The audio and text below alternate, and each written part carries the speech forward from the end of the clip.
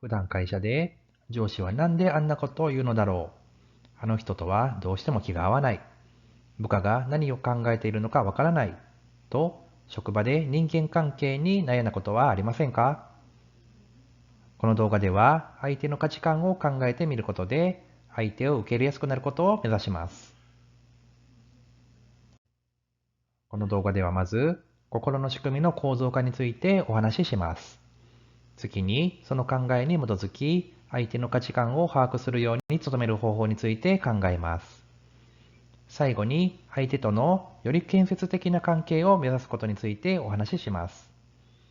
なお、この動画は個人的な考えを含んでおります。早速ですが、まずは心の仕組みの構造化についてお話しします。今回の動画では、自分と相手が会話などの交流をしている際の相手の心に注目してお話しさせていただきます。いきなりですが、心の仕組みは次のように考えることができます。まず、事実、そして認知、そこから感情や身体感覚、最後に考えや意見、または行動や態度となります。このように、いきなり感情や考えについて考えるのではなく、そこに至る前までを詳しく分けています。この仕組みの特徴として、考えに至るまでの段階分けを行っていること、また特に事実を分離していることが挙げられます。なお、自分の心に注目した際については、過去の動画をご参照ください。心の仕組みの構造化につきまして、まず考えに至るまでの段階分けを行う特徴について説明します。私たちは普段の生活では何かあると知らぬ間に怒っていたり、ドキドキしていたり、悔しがったりしています。このように何かが起こると知らぬ間に自動的に反応してしまいがちです。このこと自体は自然なことですが、事実や認知といったステップを組み入れ、ステップに分けることで、どの段階で何が起こったのかを検証しやすくなります。次の特徴として、事実を分離していることについて説明します。私たちの感情や行動は事実や状況そのものではなく、それらに対する私たちの捉え方、つまり認知の仕方によって大きく影響を受けます。何の判断も入っていない客観的な事象である事実を分離することで、冷静な判断や感情のコントロールに役立たせることができます。また、思い込みや偏った認知に気づきやすくなったり、修正しやすくなったりできます。例えば、この写真をご覧ください。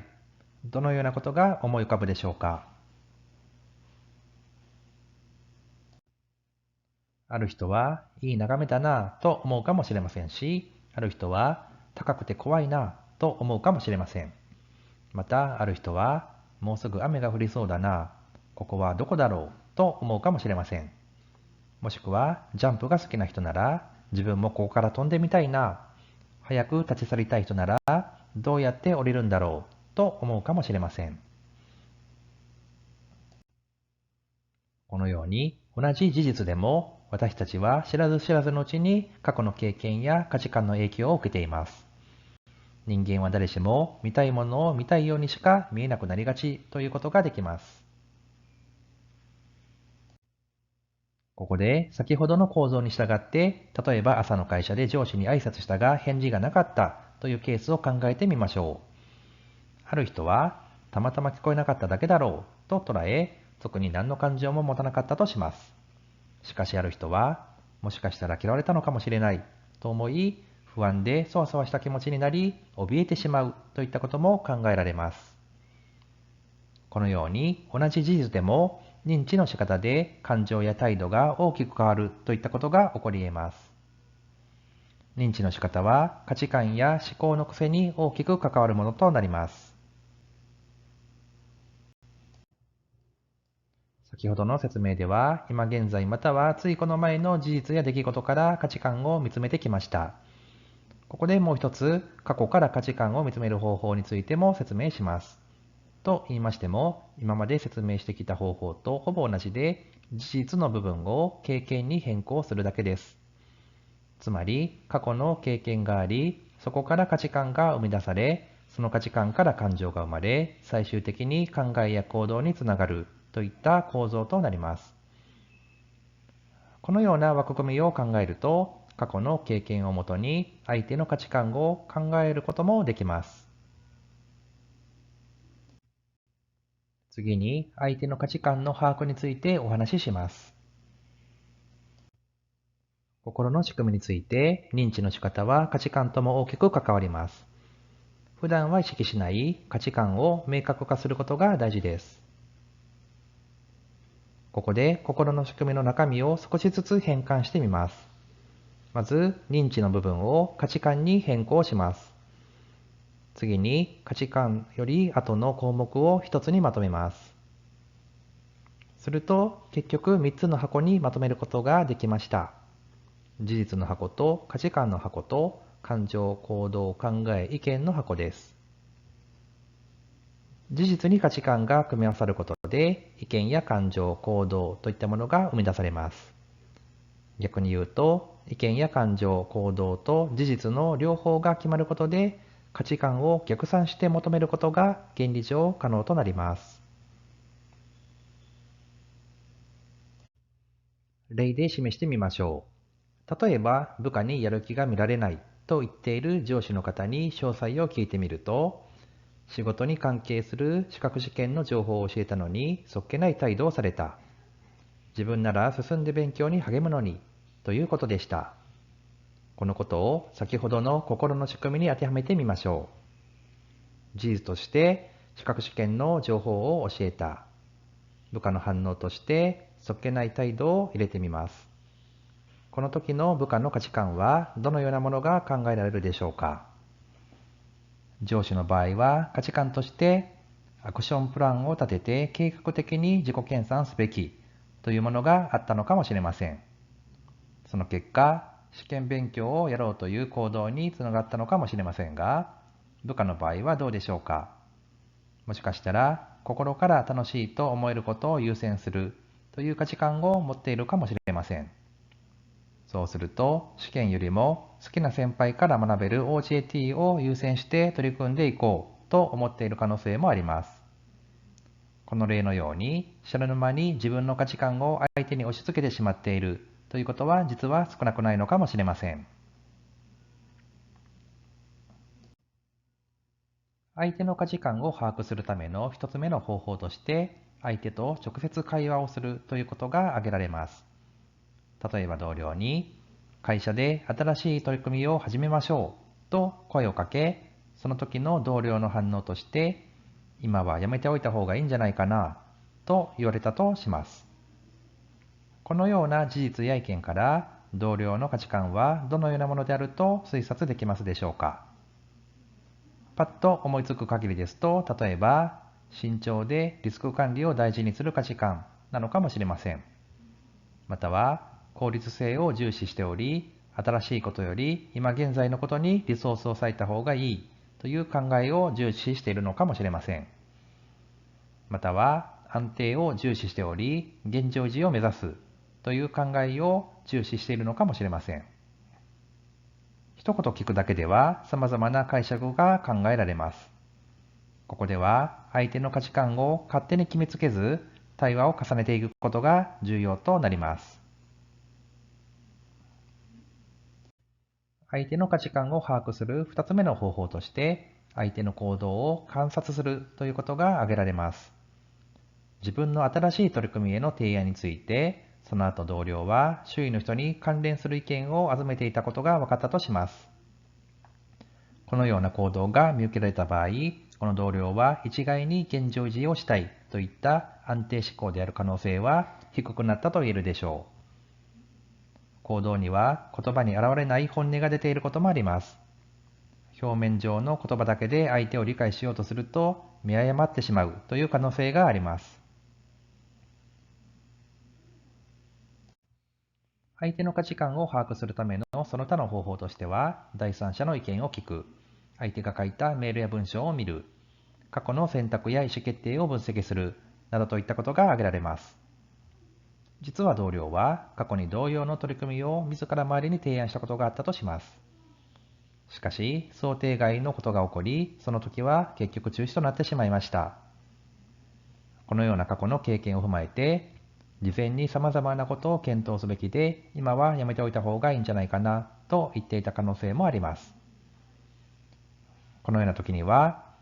同僚は過去の経験から慎重に考えることの大切さを身に染みたのかもしれません。様々な方法を組み合わせて、いろんな視点から相手を見ることが大事となります。職場以外の場所での会話でも、相手の価値観の把握につなげられるかもしれません。例えば上司と話していて、いつもと違うコースで散歩をしていたら同じ犬種と出会い、飼い主と話が盛り上がったといったことを聞いたとします。この時の話から、例えば、そもそも新しいコースに行くということは、実は好奇心が旺盛なタイプの人なのかな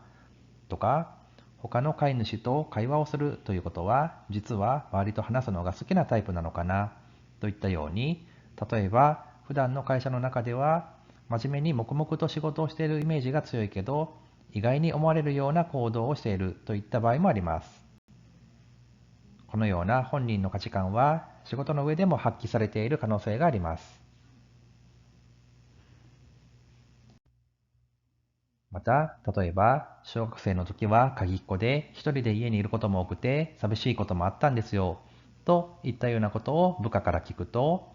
この子の人懐っこいところは人とのつながりを大事にしたいといった幼少期に作られた価値観から来ているのかもしれないなと思うかもしれません。このように幼少期の経験が社会人になった今でも生きている可能性があります。ここで注意点を挙げますと、一つの経験からは多くの価値観が生み出されている可能性があるということです。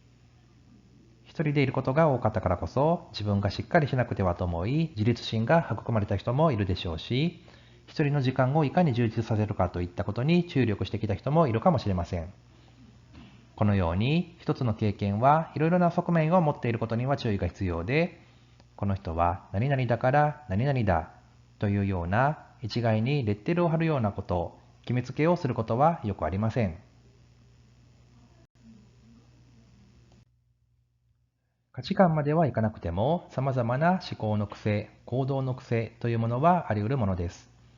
ここでは、例えば、どのような癖が考えられるか見てみましょう。まずは、白か黒かです。この癖では、0か100かなど、何でも両極端のことを言ったり、考えたりするような癖です。次に、角の一般化です。数回なのに毎回、一部なのにみんな全部と考えるような癖です。次にネガティブ思考です。何でも悪い方に考えてしまうという癖になります。次にべき思考です。どんなことでも何々するべきと自分や他人に過度に厳しくなる癖です。次に正解探しです。客観性を重視するあまり自分の意見が言えない癖です。次に結論ありきです。最初にあまり考えずに思いつきの結論ありきで行動する癖です。次に完璧主義です。大きな方向性で十分な時も過度に細部にこだわる癖です。最後に断言を避けるです。客観的な分析結果を淡々と話すだけで最終的にどうするのか踏み込んで話すことができない癖です。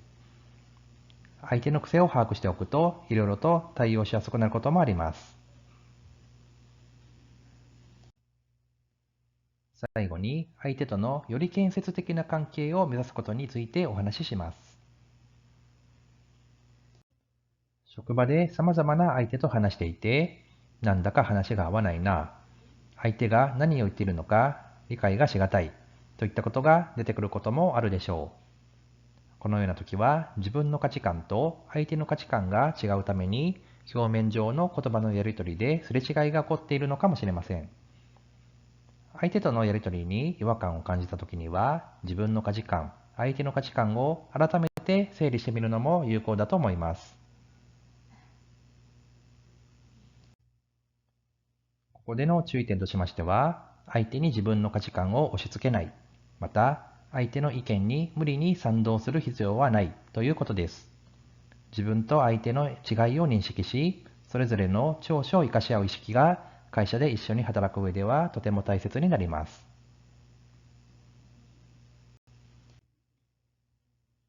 例えば自分は挑戦、成果、理論を大切とする価値観なのに対し、相手は慎重、プロセス、感情を大切にする価値観だとします。このような時は、例えば新しい案の企画、経営目標の決定、達成状況の管理などは自分が率先して行い、逆に相手はリスクの洗い出し、実行プロセスの計画、チームの取りまとめなどを担当するといったようなことも考えられます。このような効果的な役割分担によって、1+1が2以上の結果となることがあります。このようなことが実現できると、自分の特性を生かした仕事の進め方がやりやすくなるでしょうし、結果として会社全体が生み出す付加価値もその分大きくなりやすいでしょう。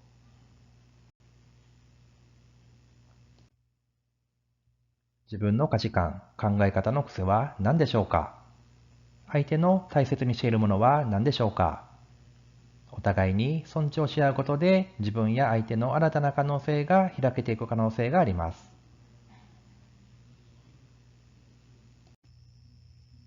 この動画を気に入った方はチャンネル登録をよろしくお願いします。今後も製造業に関する役立つ情報を発信していきたいと思いますので、引き続きよろしくお願いいたします。